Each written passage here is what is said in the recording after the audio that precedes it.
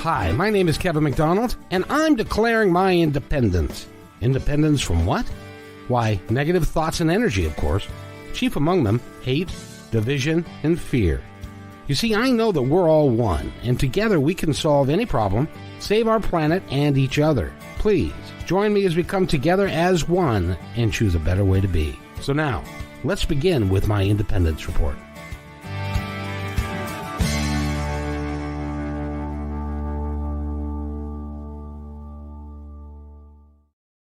Welcome, everybody, to my Independence Report, and there she is, the one, the only, the irrepressibly positive-minded person over there. Her name is Natasha Venter. She's a psychic medium and a life coach and can help you with whatever ails you, just like Geritol used to. I'm just kidding. How are you? I'm doing good, and this is Life Between Lives, and usually we have Regan here, and usually we have Diane here, that she's a newcomer to this group, and for some reason, neither of them are here, but life has been happening today, and I think we're just all doing the better we can with, things are just shifting and changing, and I heard from my astrologer this morning that this was going to be a big day for big shifts, and to ride the ride. Do the better that you can. Don't take it personally. Do what you need to do. So, we're going to do that. And I'm grateful I'm here instead of you being by yourself. So at least we can do this. And we kind of started today off, as we talked before we come on air, and we talked about something that I think that we should talk about is who has a soul. Well, and I agree with that. But before we go there, your astrologer said that today was a day of monumental change. Not monumental, but there's like 3 or 4 planetary shifts throughout the day, that where one squares this, one has a conjunction with another planet, and she has the language. I just have the understanding because I love how, and Janet Hickox was on my show on Wednesdays, and she's a great astrologer because I like how she says these big things like this planet's squaring this, and this is how it applies to your life. And so she makes it where this is what's happening for those that are more astrologistic. And then we have these moments where, hi, Regan, where things are kind of where they're at with, then she brings it down to reality of who, well, you want to apply this into your life. You want to apply that into your life. Oh, don't take things as seriously because this is about the inner growth, not the outer growth. And so don't take it so personally when somebody's going through that inner growth, time. And so that was kind of today's story. So I was taking it as that. So hello, everyone. You guys came in at the same time.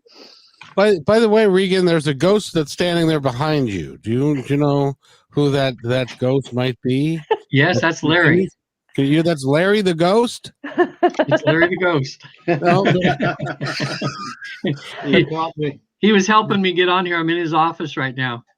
Oh, very nice. So I didn't know ghosts had offices. Yeah, ghost. Well, he does. So first of all, guys, today we were going to talk about monumental change and a couple of Larry is going behind you, and he is he is. Tell him that was very clever. That was very nice. We thought that was. But Natasha was talking about monumental change. She's had one. And I had a couple today, and have either of you had monumental? Oh, there's another one. So 3 out of 4. Regan, how about yourself, sir? Well, it's only 4 o'clock. Ain't over yet. I know. And it doesn't have to be monumental. It could be just just things that are happening, because she was saying that there was going to be 4 or 5 shifts of planets where we were going to be working through something, and it was going to go through and we're going to be going into Mercury, going into Gemini. So with that, we're going into that shift of Mercury in retrograde, and Gemini is about communication, the mind, and a lot of that kind of stuff. And so she was talking about that. And I know some of this stuff because usually I'll post something on my daily post that I do that represents what she talks about the next day that the planets are going to be doing. So I do get my Hello there. Hi, Kamal. And so with that, as we're working through things and stuff, it's amazing how shifts do happen, and you can almost write it by how, like, I do the playground, and so you can see how people are in the morning and then how they are in the afternoon. And then, it's just funny. It's just interesting. So, Diana, what was your day today? I started with a life between life regression that started at 8 o'clock this morning, and we finished sort of at 12:30, and it was a sort of. So she was having problems being able to find her way in the between life state, and her guides kept saying that she needed to be patient and persistent and just keep going and not ask for help, but simply follow the guidance that she had. And what she didn't want to do was to use the resources that she had. She felt it needed to be something other than being able to check in with herself and use her imagination.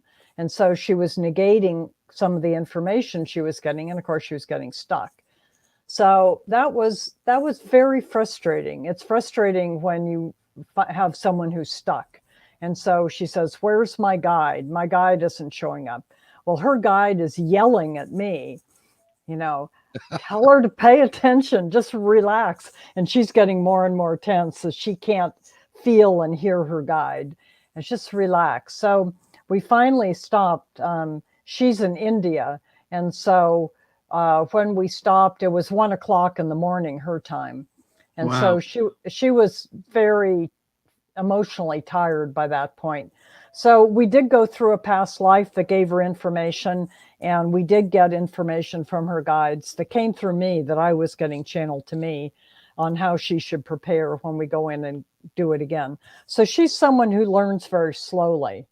And so we have to do multiple sessions in order to get to what someone else might fly through.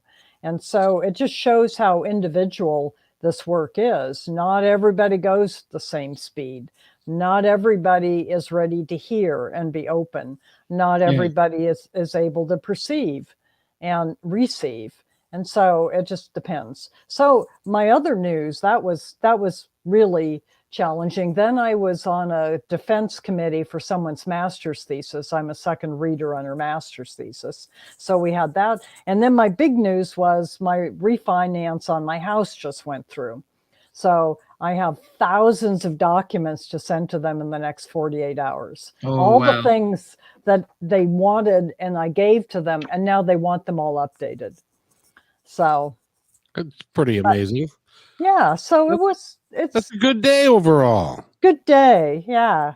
And Regan, how about yourself? Now you're not at home, so you must be doing something fun and exciting. I'm still in LA.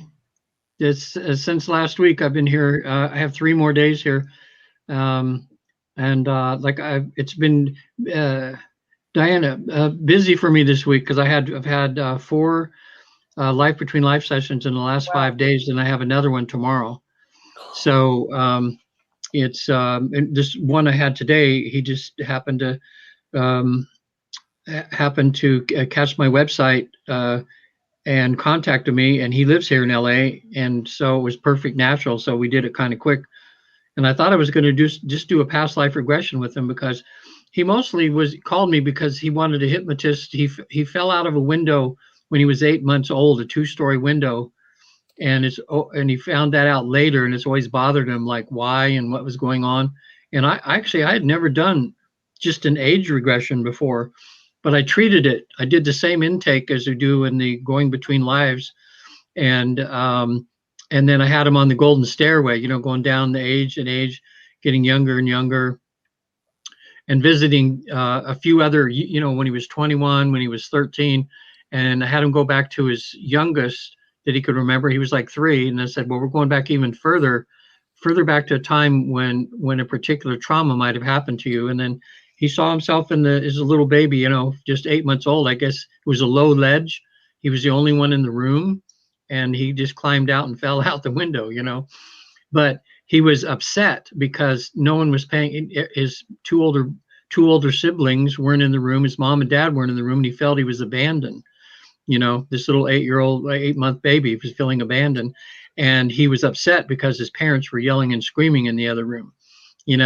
So he got some. At least he believes that's probably what happened. That he saw in his memory. But see, I had to learn to not I guess I had a big learning thing today, because when he first walked in, he wasn't the typical client that I usually see, and I prejudged him. Like I thought, oh, this guy's too rough, too something, and it's gonna be hard for me to get him in deep. He was like, he went there and he had the most. So what I did is, because his past life thing was so easy, we got to the other side, and even though I'd only booked him for past life regression, he was right there at the doorway, and I'd talked to him in an interview for an hour and a half before, so I knew a lot of stuff and knew probably what questions he'd ask if he'd prepared for that. There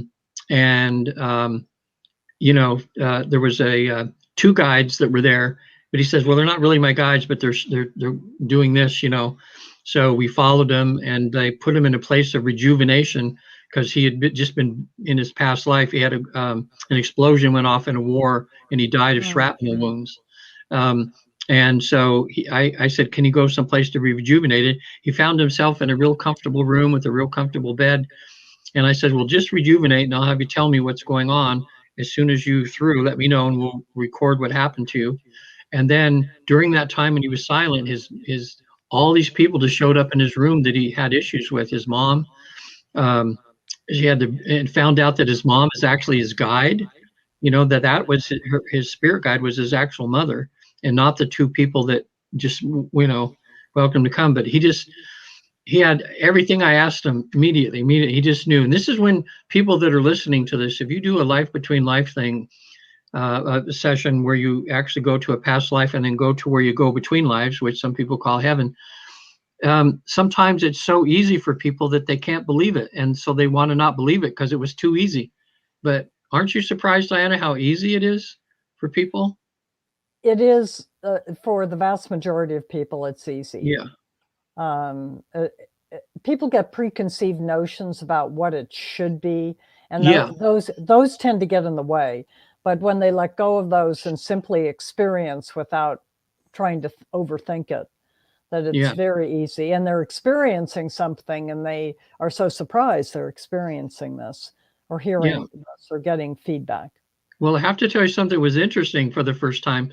I got talking to his higher self, which people, when listening to this again, if you're in this high state, you actually merge with your higher self, which is the part of you that's always in heaven, always in the afterlife.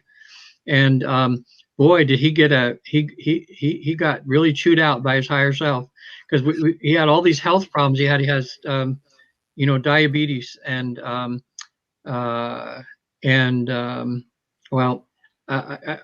I'm just thinking I'll just keep it quiet, but he had like 4 different diseases going on. He's like 67, and his higher self just says, well, what'd you expect with the choices you made, man? Because I asked for a healing because his higher self kind of looked at his body and said this one problem he has pretty much cleared up, didn't have to worry about. And I said, could you do a healing on any of the other? And it said, nope, he's kind of got to live with it, because this is what he has to go through. And this is for him to learn to make better choices.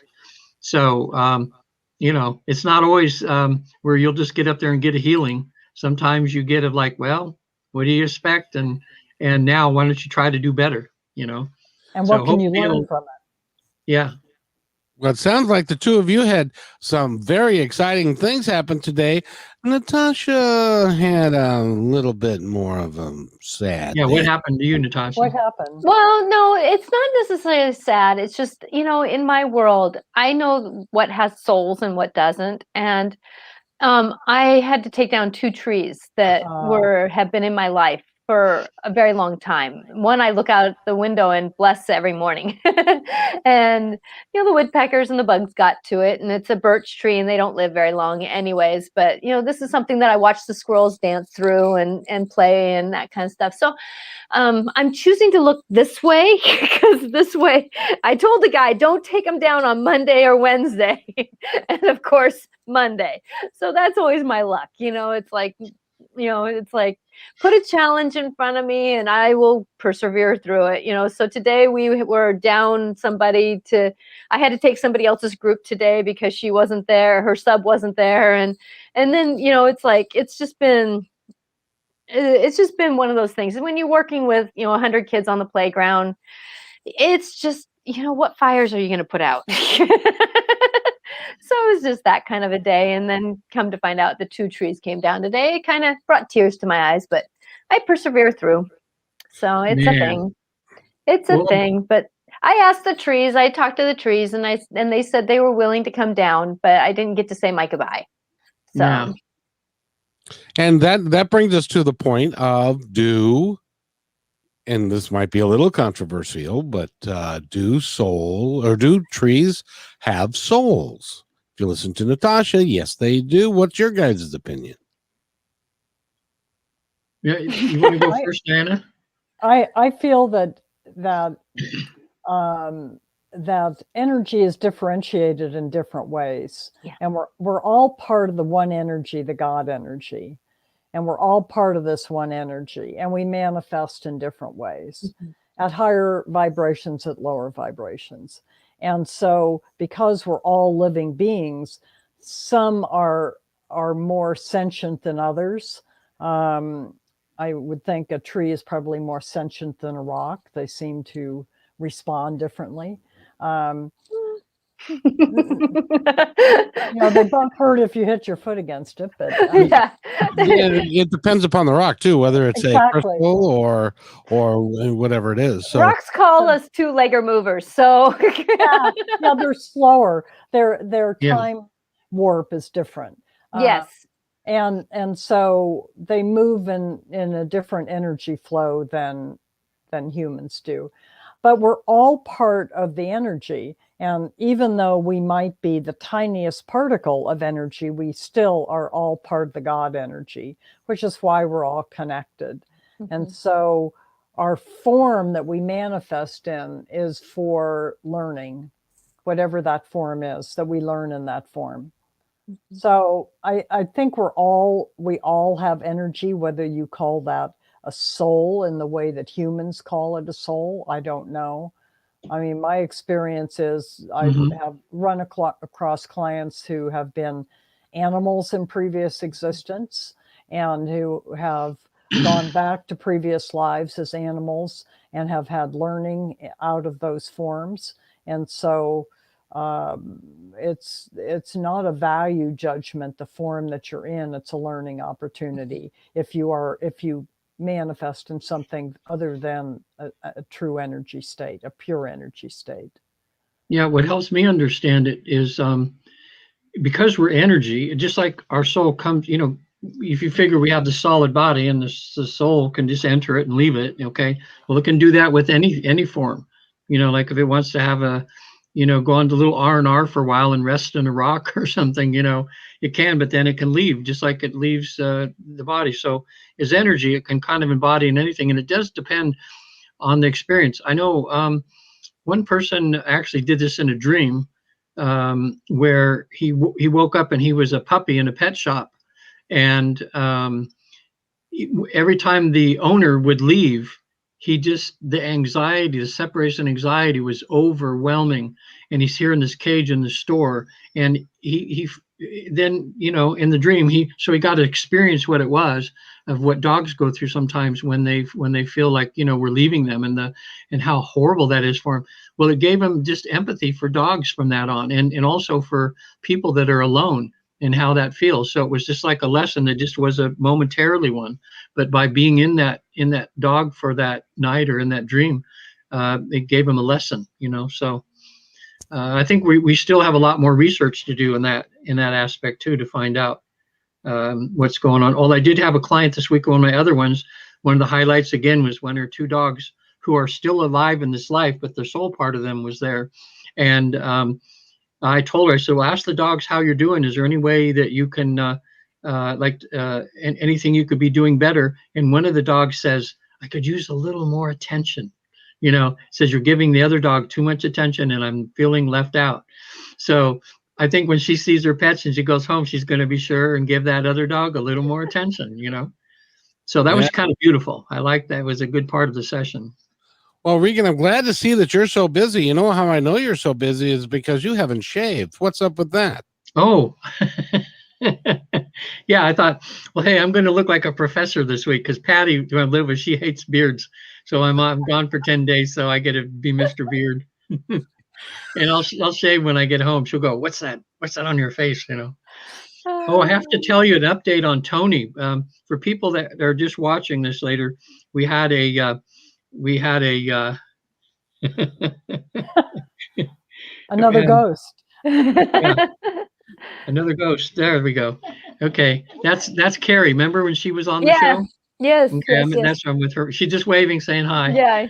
Well, anyway, when I was in Vegas last week, and I was there with E-Love, who's a rapper that's just about to be installed into the Rapper Hall of Fame, and I was with the leader of he's the last full-blooded Sequan Indian. Everybody else is mixed blood right now, but he's the last full-blooded there, who was ahead of the casino down that they have in the Sequan tribe. He's retired now. His son's taken it over. And then one of the people that ended up just being there or something was Stacy, who is from the Disney family. Her name was Stacy Disney, for anybody watching. And she was with a Playboy bunny at one time, and Playboy model, and she's had a big career as being a very beautiful woman and been all over the world, and a bunch of TV shows and everything. And she was in her late 40s now and realizing it was time for her to change. So she changed her occupation to some hobby that she had, which was great. But she was helping Tony with getting some health products into this Tony's project. So I'd leave. Oh, and then there was the guy that was the ice cream magnate there. He made all his money in New Zealand opening up ice cream shops there. And he'd use that money to buy all these mansions, or he's turning into health spas, And then there's me sitting there, the guy that helps people go to heaven and back. So it was, we were laughing about, it was like it could be a sitcom or something, the rapper and the religious group guy and the Playboy model. It was almost like Gilligan's Island, kind of thing.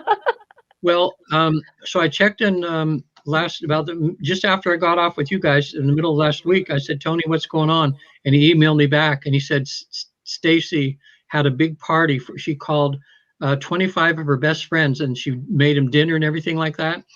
And then they wondered, where's Stacy? And went out in the room and she was lifeless in the living room. And they had the paramedics come and did the paddles on her. They got her back to life. They ended up putting her in a life support. And then just, I'm kind of getting a little emotional about it, but they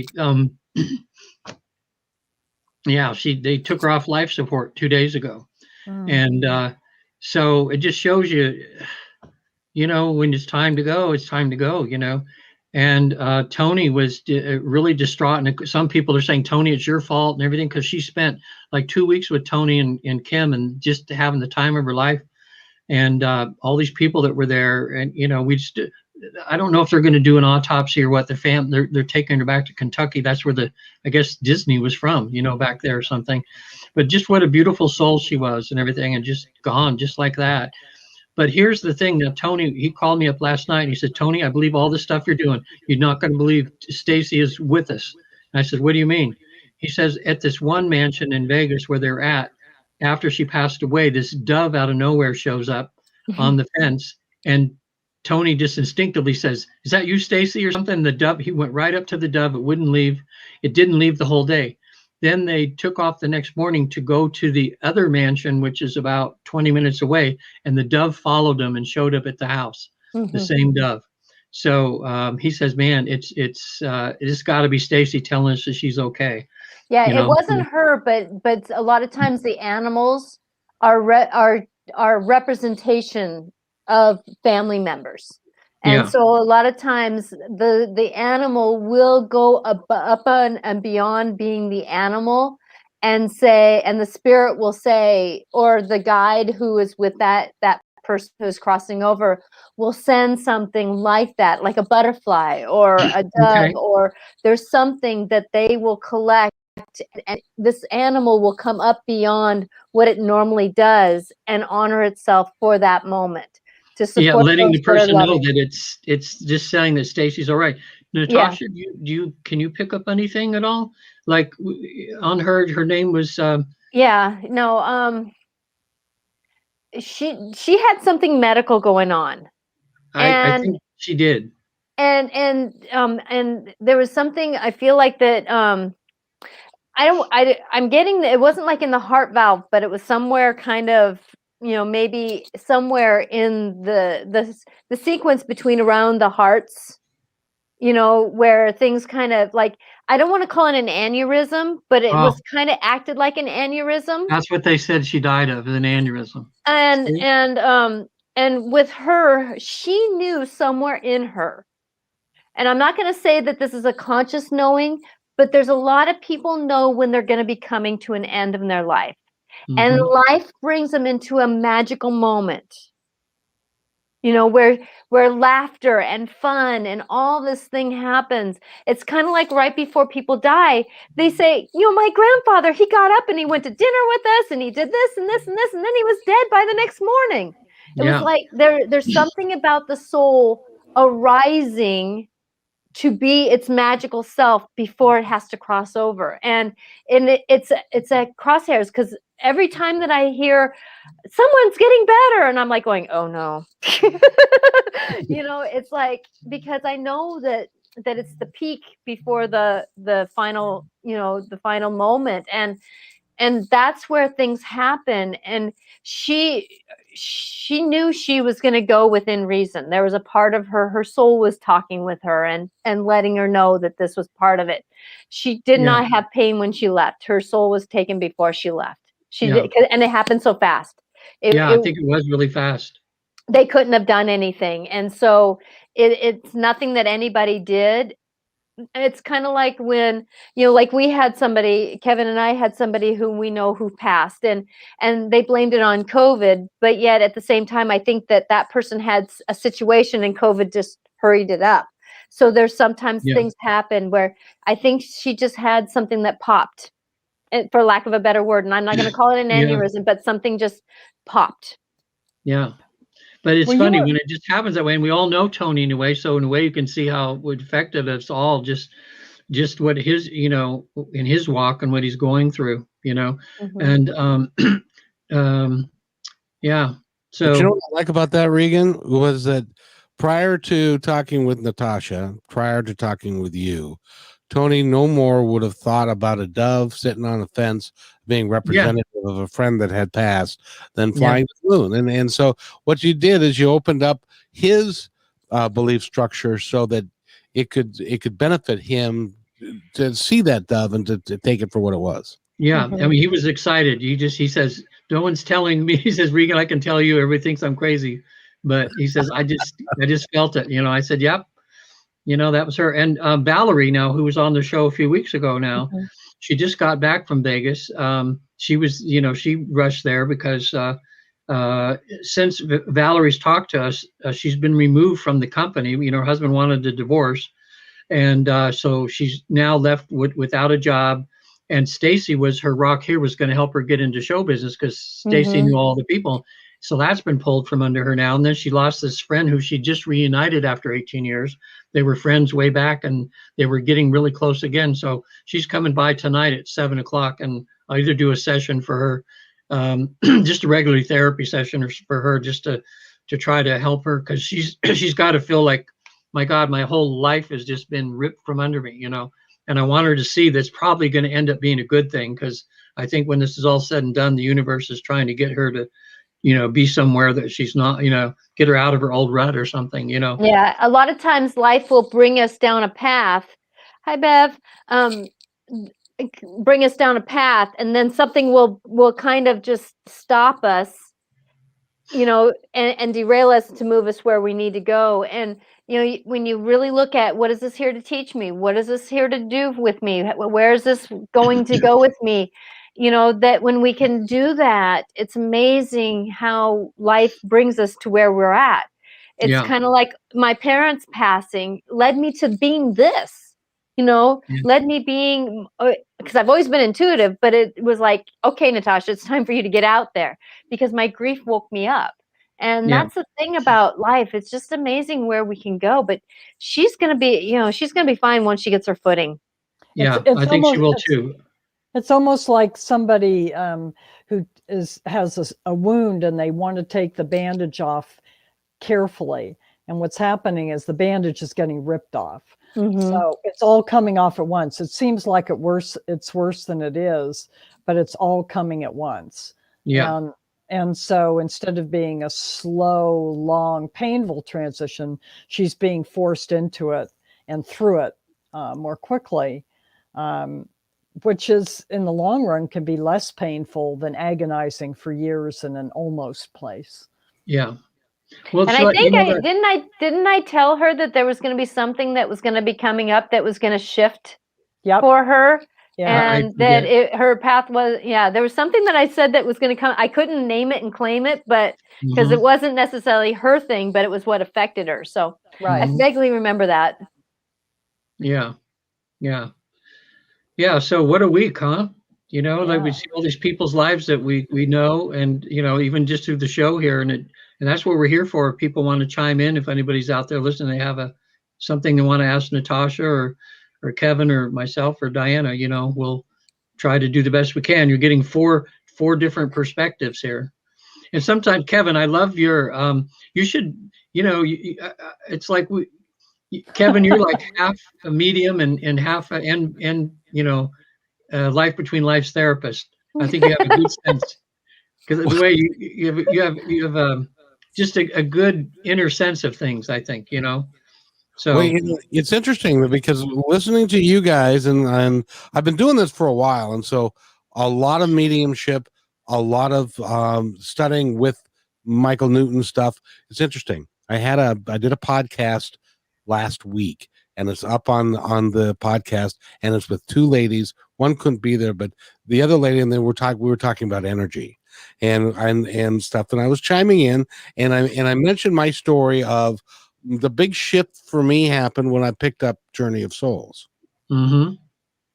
and the gal I was talking to goes, oh yeah. Because it was that book, if you just pick it up and read it, please, it can change everything about how you view what's actually going on and stuff. And so I just, you know, and I love listening to you guys. This is worth just doing just to listen to you guys talk about it. It really is. Well, I think we all have a good time. Yeah. Oh, also too, Diana, I guess I don't know if I end up getting elected to the being in charge of public engagement. Strange things are happening. Like I just somehow found out about Richard Martini. Are you familiar with Richard Martini? Yeah. And so I've been reading a couple of his books the last few nights. I've been staying up to 3 or 4 in the morning reading, and it's amazing.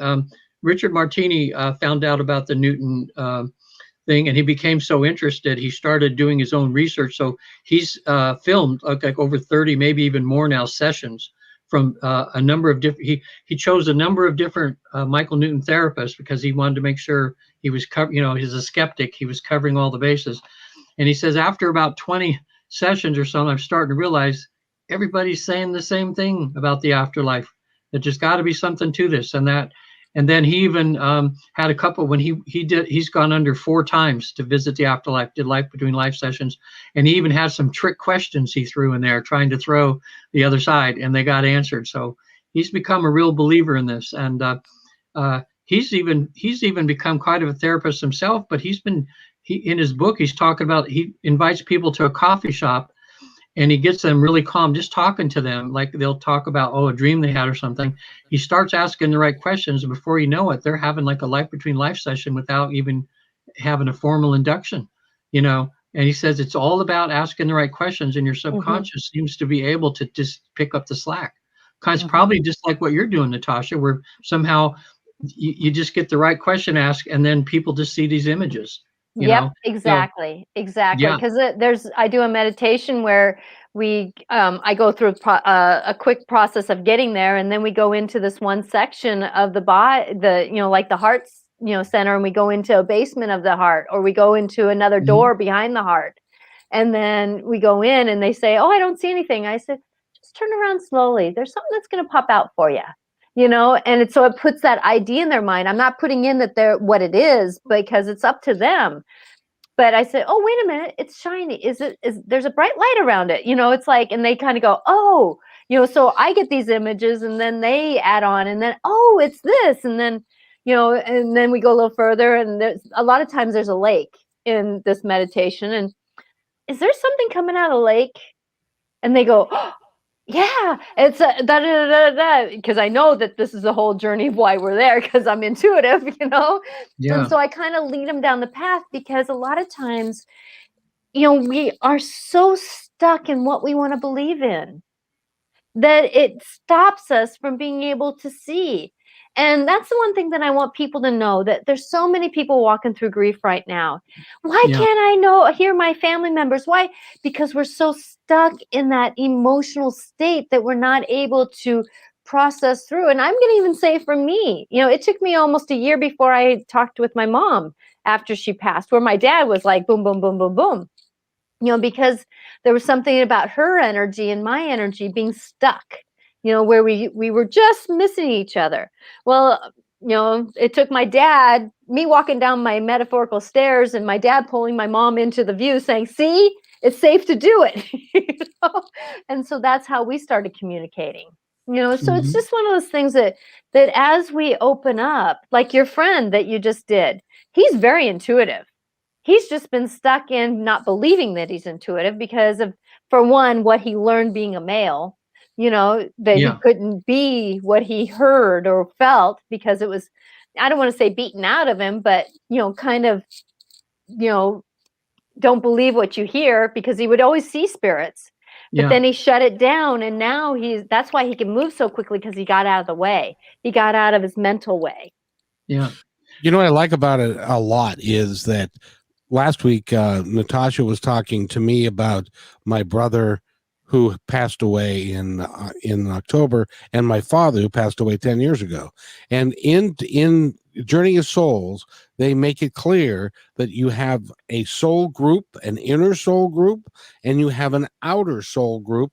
The inner soul group, now correct, you two are the experts, so correct me if I'm wrong. The inner soul group has anywhere from 3 to 20 people in it. And then the outer soul group can have as many as 1,000, or a much larger number. And Natasha said, when I said, "Are they talking?" She said, and I quote, that no, well, they are, but my dad is part of his outer group of a much larger group than not necessarily his inner soul group. I get that confirmation from medium after medium after medium after session that is the way it is. And it's not even, to my mind, it's not even not even a doubt in my mind anymore, because it's just like the same thing happens to you guys when you do a reading or a Life Between Lives session. It happens over and over and over again, and these people don't know each other. This is all stuff that they're just discovering, and you already know what's going on with it because it's real. It's true. That's what's really happening. Well, and down here is kind of a shadow of up there, because look at all of our lives right now. We have people that we're really, really, really close to, and we have probably maybe 100 peripheral friends. Maybe you see them once every 5 years, or they just, someone that just came in and out of your life pretty quick, but you still remember them, and that. So it's kind of the same down here too.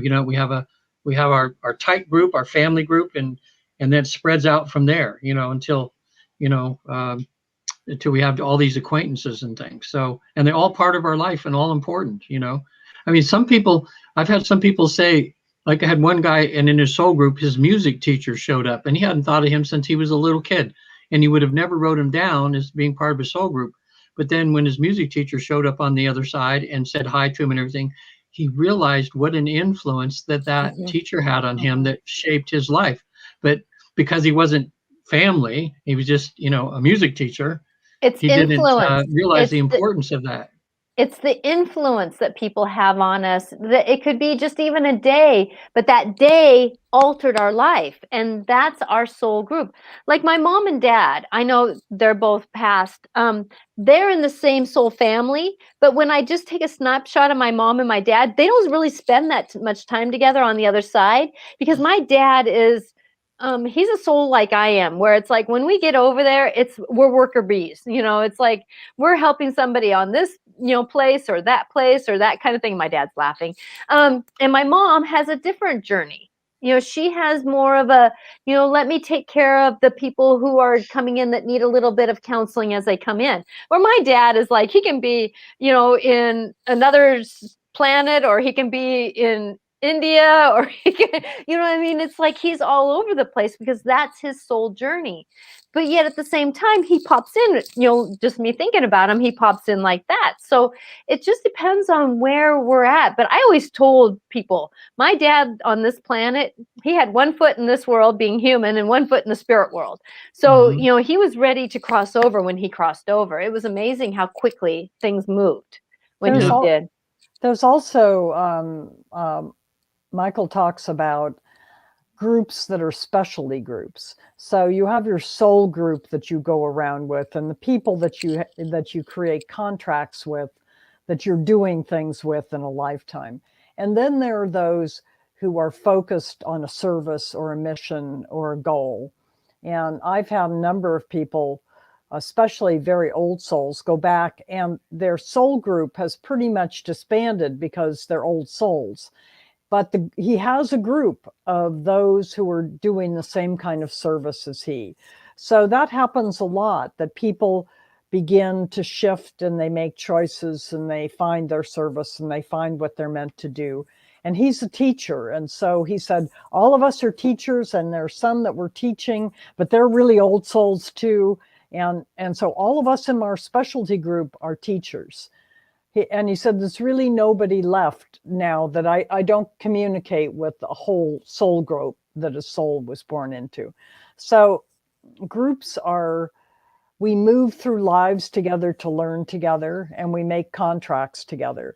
And so it could be someone who is close to us or someone not close to us. So that's why when you take someone into a past life and you ask them, is this person someone in your current life? They can say no, and yet it's a person very close to them in a past life. So sometimes we incarnate with a person and other times we don't, depending on what the lesson is. And so we don't always incarnate with the one soulmate that we have, because it may be important for our growth and for their growth for us to incarnate separately, or for one not to incarnate. Yeah. And so it's the soul goes on its own path and pulls in other souls and has contracts with them to achieve goals. And one thing that was kind of interesting today with my client, his mom and dad didn't get along too good down here, but he saw both of them. They were together up there. So they're getting along up there, and he goes, "Oh yeah, they're really good." I says, "Are they married? Are they together up there?" And he goes, "Oh no, you're not married up here."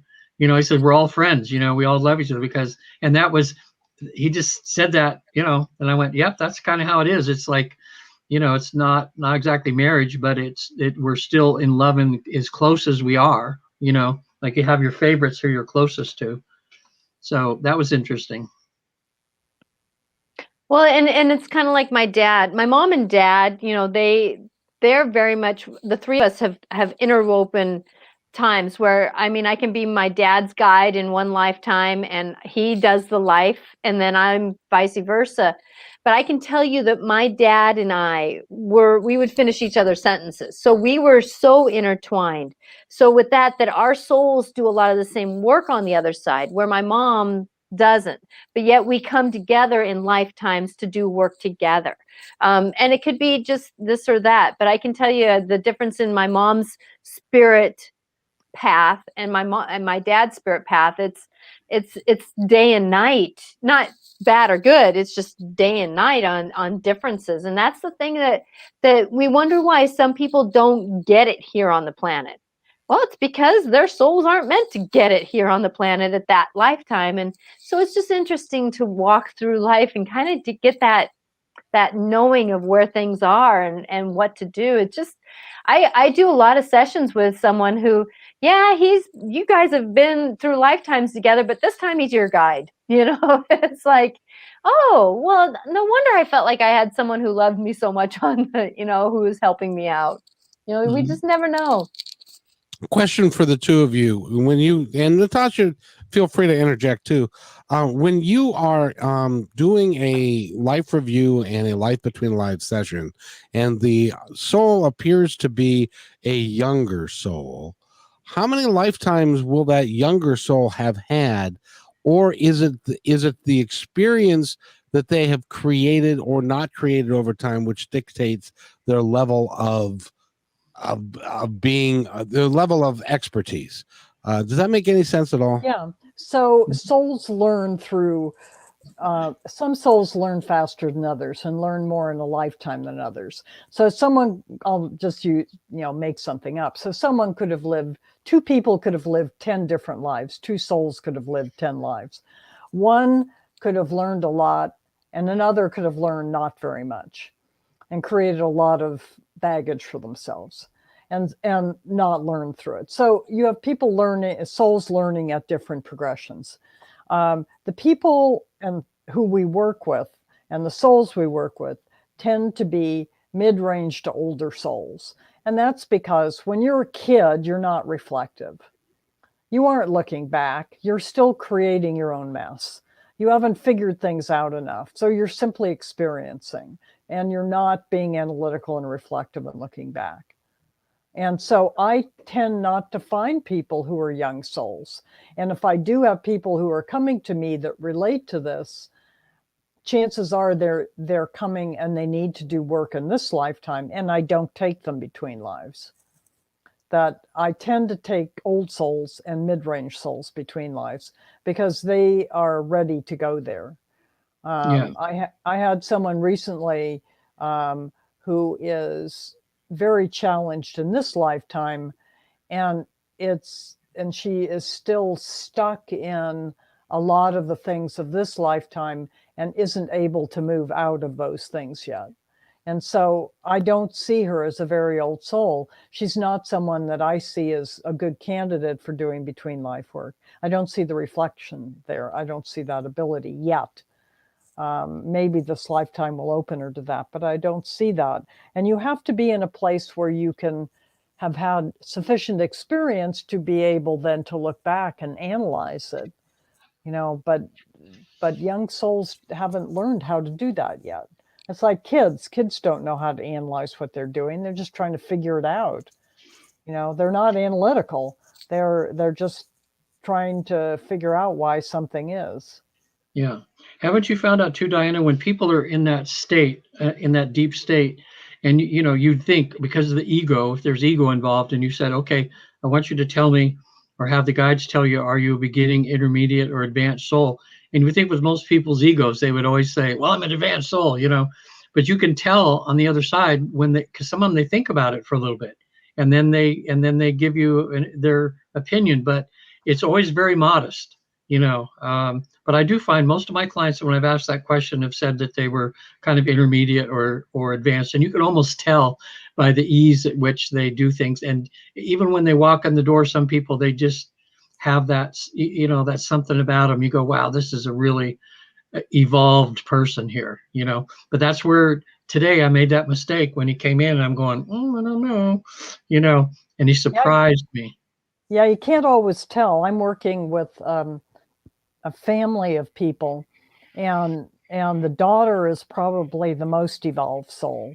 Yeah, she's probably the oldest. The father is very evolved, and the wife is also, but she is struggling because she has heard their experiences from them and is trying to do what they did, as opposed to simply exploring her own journey and not being open. And that's what it takes, is to be open to your own journey and your own experience, as opposed to It's like you read the Newton books and say, I want that one. It's like looking at pictures of haircuts and saying, I want that haircut, and finding out it doesn't look good on you.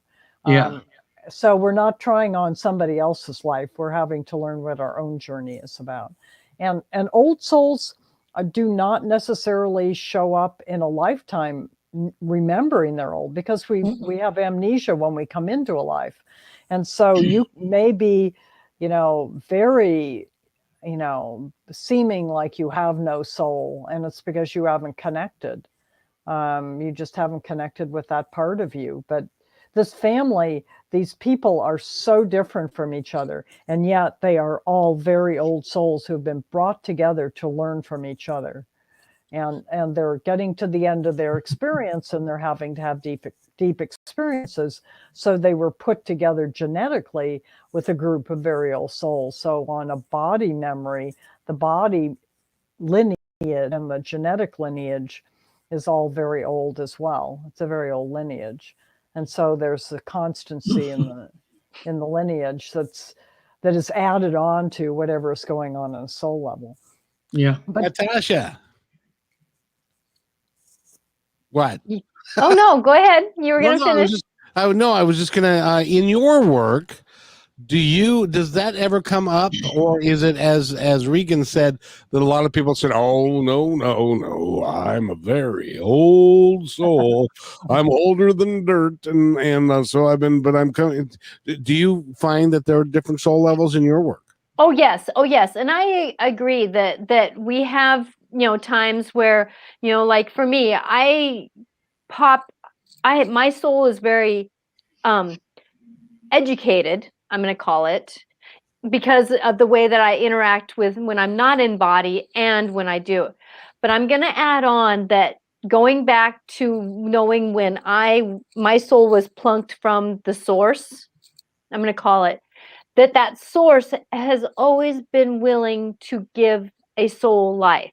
So there's times when, for us, when there's the beginning people who energies that were plucked from source and given souls, and those are the old souls, I'm going to call it, even though we've lived lots of lives, but we're the old souls because we were first plunked. It's not that we were more special, it's just we were the first ones coming off.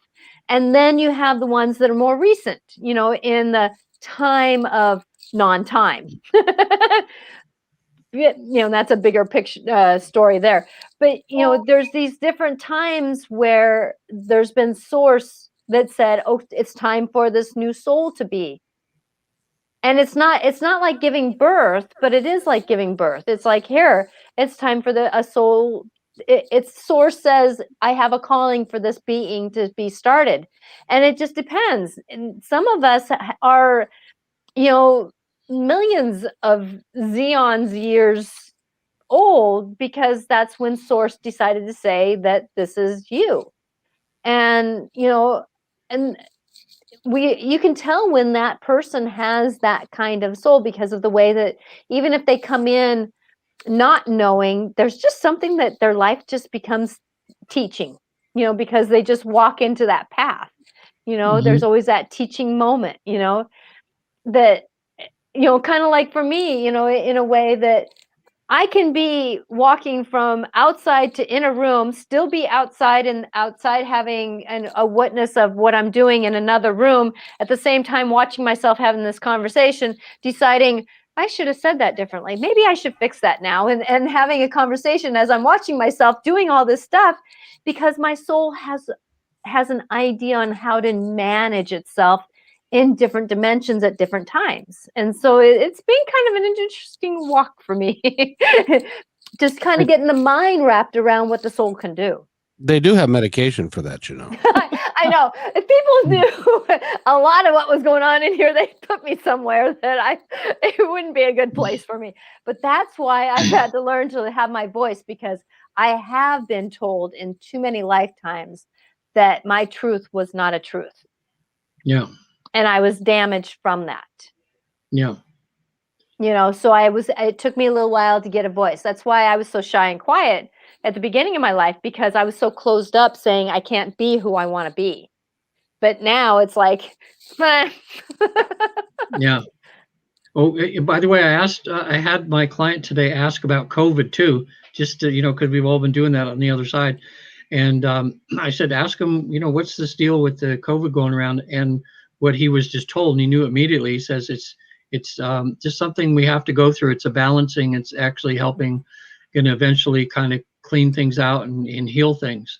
Even though it's taken people, but it's like he said, it was like necessary for this planet right now, to go through it. So.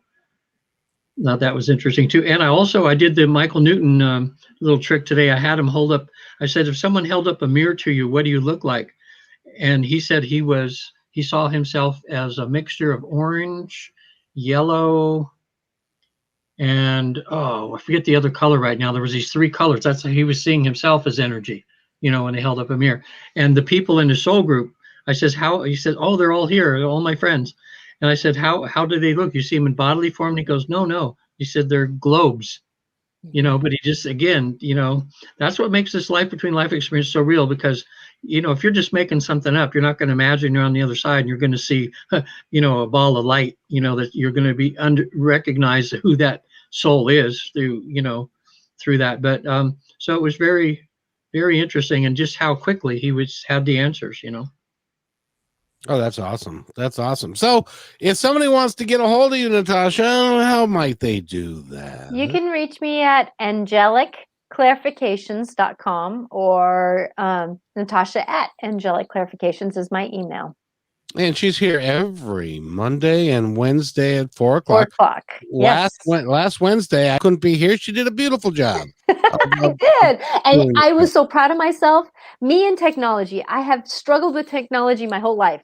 I mean, those key fobs, my car for 10 years, I have gone through probably a battery every year.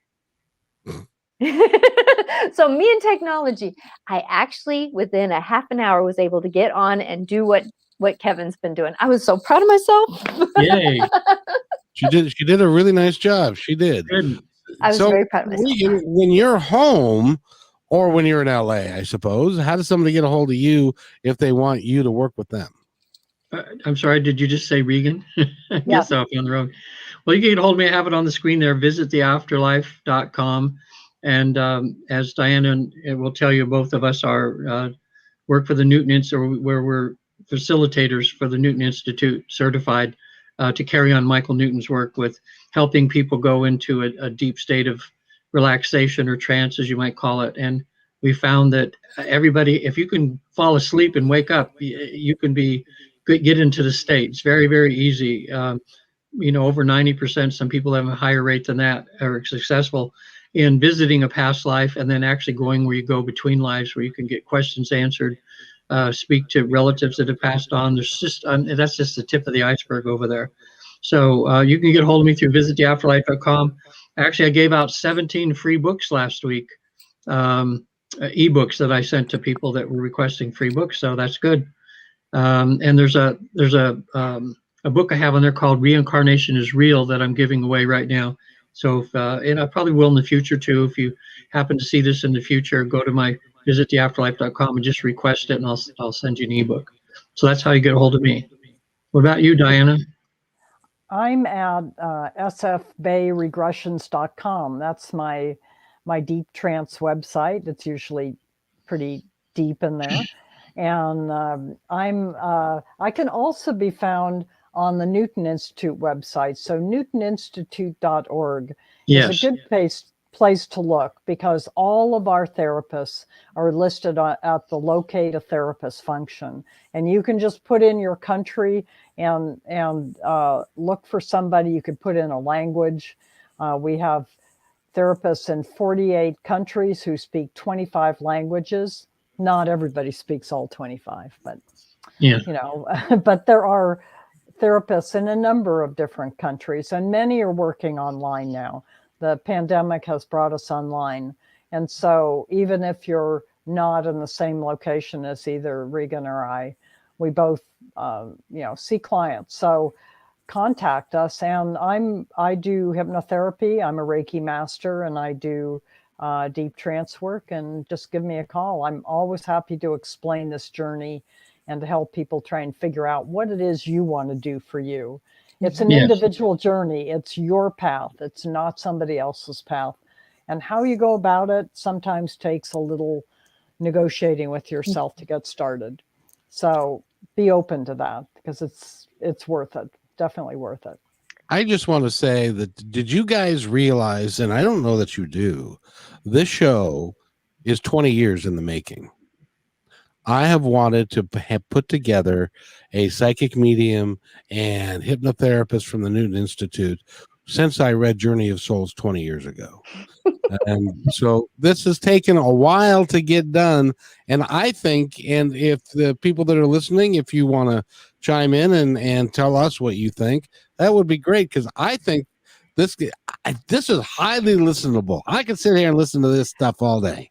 So I'm just really enjoying it. So, Natasha, is there anything you'd like to add before we go today? I just want everyone to know that as we're going through these shifts and changes, and, you know, some of these days feel like they're knocking us across the head and shifting us into something that we're not really ready for, that as we keep walking forward, we'll find the why, and just trust that it is worth walking forward, because we're going to be coming into a place where life will say, you did it.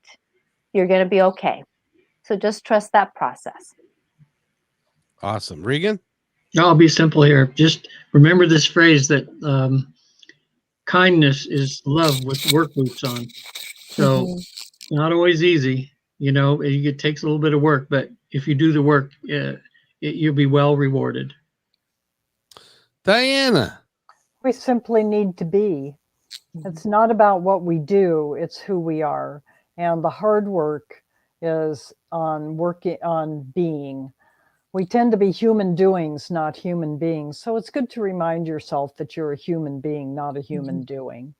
And give yourself the ability simply to observe and not always analyze. Our little monkey minds get in the way too much. And if you can just sit back and take a deep breath and observe, and make life simple for yourself, because it's a loving, caring thing to do. And it makes life a lot easier. So you subscribe to the gospel according to Sir Paul McCartney. Just let it be. Absolutely. Let it be. Let it be. Let it be. Yeah. Exactly. And I just want to add, I did a show with Coriel and on Wednesday, and she was talking about her favorite cat of all time that she had to put down, and the cat's parting words to her was no regrets. No regrets. So take your life. That's your last day, whenever that is, whether you're 47 or 105, and don't have any regrets. Leave it all on the table. And leave it all there, and then you can go back to the other side. And I trust me, I know this to be a fact. And Natasha will verify, and you guys will too. When you do that and you leave it all on the playing field, and you die on your last day, and it's the best that you've ever done, the best that you can do, you get a standing ovation when you get to the other side. I know that for a fact, don't I? Well, even if you don't, but at the same time, though, you know, our soul gets more fulfilled. Yeah. You know, like your friend who just passed, her having that fun time with communion with others, you know, her soul's going out with a yes instead of a you know. Yeah. And so with that there's that moment where, you know, if we can just do that, find the joy where we can, find the kindness where we can, just make life a little bit more negotiable. Anybody got anything else they'd like to add before we close? Just know everybody's loved. Yeah. And we'll be here next week. Yeah. Next week. Thank you for saying that. I wish I'd have said that. That would have been a really good thing. You can still say it. Okay, we'll be here next week. At 4:00 Pacific time. Yes, indeed. Tell your friends. Tell people that you would like to influence, that they need somebody positive to talk to. These three people are the best I can come up with, and they're wonderful. So thank you all. Thank you, Kevin. Thank you. And you guys have a great afternoon. We'll see you. Well, Natasha and I Next week at 4. Wednesday, and then we'll see everybody here next Monday at 4. Yeah. Have a great day, everybody. Right. Bye.